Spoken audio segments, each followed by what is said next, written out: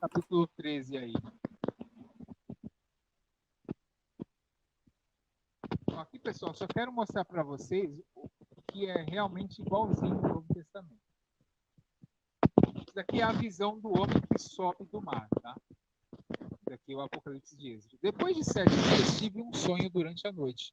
Um vento se levantava do mar para agitar as ondas. Esse vento fazia aparecer do coração do mar a semelhança de um homem que voava com as nuvens do céu, para qualquer lado que virasse seu rosto. Tudo tremia diante de seu olhar. Em qualquer lugar a que chegava a voz saída de sua boca, todos os que a ouviam se exaltavam como a cera se derrete. Pode mais abaixo.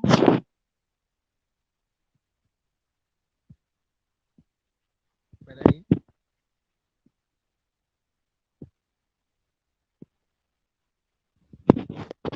Sim, depois de derrete. Em contato com o fogo.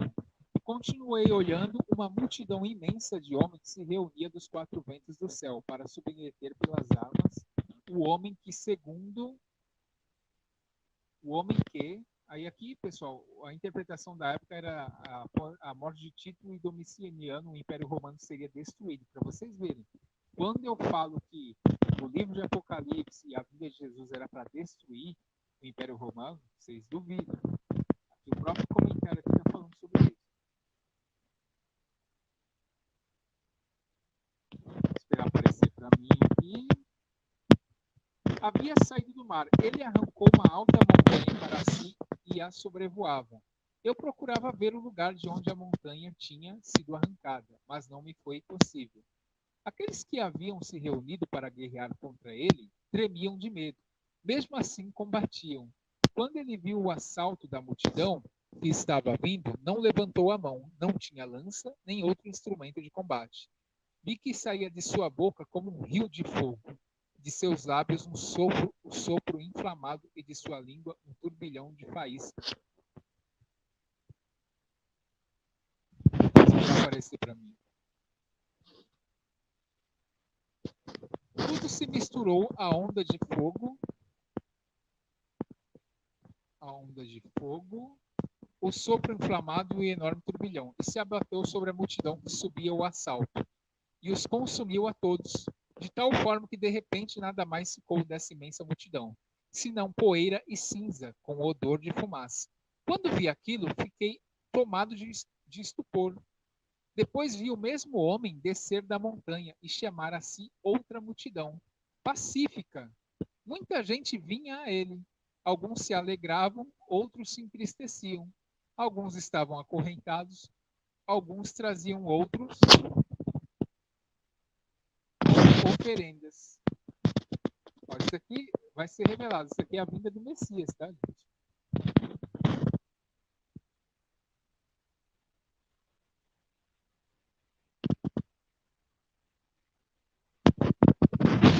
Esdras solicita o sentido desta visão. Quanto a mim, acordei apavorado e supliquei ao Altíssimo. Desde o início, mostraste essas maravilhas a teu servidor e consideraste minha oração digna de ser atendida. Pode mais abaixo. Isso, verso 15. Agora mostra-me também a interpretação desse sonho. Segundo o meu entendimento, isso aqui é Esdras falando, é o escritor, né? Ai daqueles que tiverem sido deixados na terra, naqueles dias.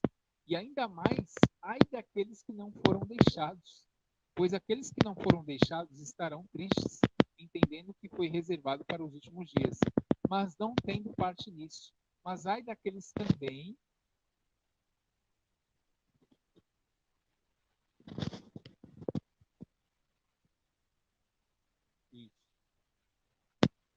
que foram deixados, porque incorrerão em grandes perigos e muitas adversidades, como estes sonhos o mostraram.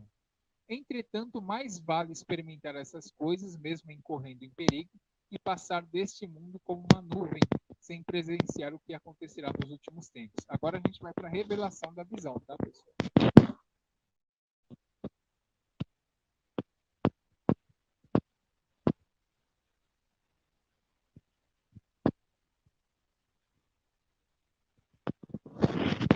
verso 22. Eis a interpretação sobre o que disseste, concernente àqueles que foram deixados e aqueles que não foram deixados.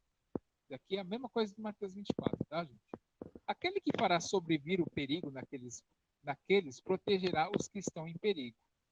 Os que têm obras e fé no poderoso. Saiba, pois, que aqueles que foram deixados são mais felizes que aqueles que morreram. Ou seja, Mateus 24, os que são tomados, pessoal, são mortos.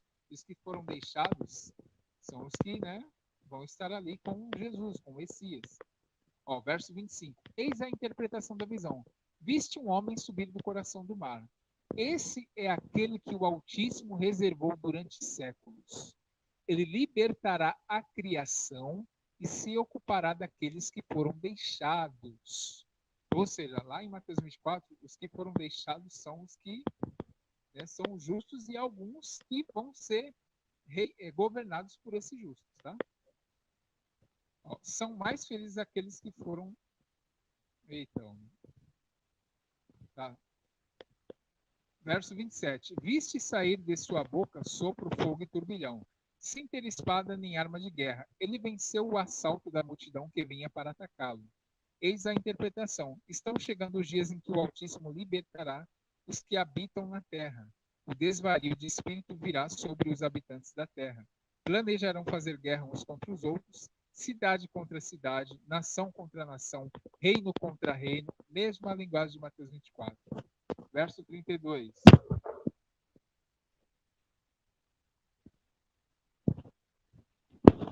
Quando essas coisas acontecerem, os sinais, ó, você pode ver que tem até o paralelo de Mateus 24. Pode ir para outra página.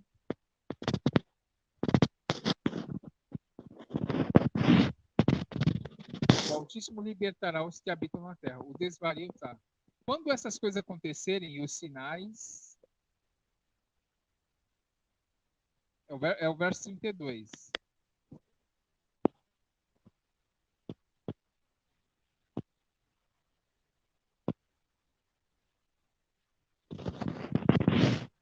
Quando essas coisas acontecerem e os sinais que te mostrei anteriormente tiverem se realizado, então será revelado meu filho, que viste na forma de um homem subindo do mar. Quando todas as nações ouvirem, todas as nações. Então não adianta o preterista falar, ele é só contra Israel. Mentira. Quando todas as nações ouvirem sua voz, cada um deixará seu país e a guerra que estava travando mutuamente, como viste. Uma multidão imensa se reunirá no mesmo lugar, com o intuito de vencê-lo. Você vai ver isso aqui em Apocalipse 20. A invasão lá de Gog e Magog, que vão invadir o acampamento dos santos. É isso aqui. Verso 35. Mas ele ficará no cume do monte Sião. Verso 36. Então Sião aparecerá e será manifestada a todos, preparada e construída como uma montanha, que viste arrancada sem intervenção de mãos humanas. Verso 37. Meu filho em pessoa acusará a Assembleia das Nações por sua impiedade. Elas são simbolizadas pelo turbilhão. Reprovará seus planos iníquos e lhe mostrará os suplícios pelas quais terão de ser torturadas. Baixo.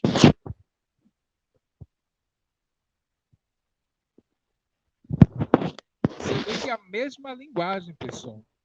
E é do primeiro século isso daqui. Então não adianta, meus amigos preteristas. O povo do primeiro século pensava assim. Não adianta vocês falarem que ali é um simbolismo, que nada disso ia acontecer literalmente. Está muito claro. Por isso que eu estou usando até literaturas ali antes mesmo do primeiro século e do primeiro século. Verso 42. Vigiai, pois, porque não sabeis a hora que há de vir o vosso Senhor. Verso 43. Mas considerai isto. Se o pai de família soubesse a que vigília da noite havia de vir o ladrão, vigiaria e não deixaria minar a sua casa. Verso 44. Pois isto estai vós apercebidos também, porque o Filho do Homem há de vir a hora em que não penseis. Quem é, pois, o servo fiel e prudente que o Senhor constituiu sobre a sua casa para dar o sustento a seu tempo? Bem-aventurado aquele servo que o seu senhor, quando vier, achar servindo assim. Em verdade vos digo que o porá sobre todos os seus bens. Mas se aquele mau servo disser no seu coração, meu senhor tarde virá, e começar a espancar os seus conservos, e a comer e a beber com os ébrios, virá o senhor daquele servo num dia em que não espera, e a hora em que ele não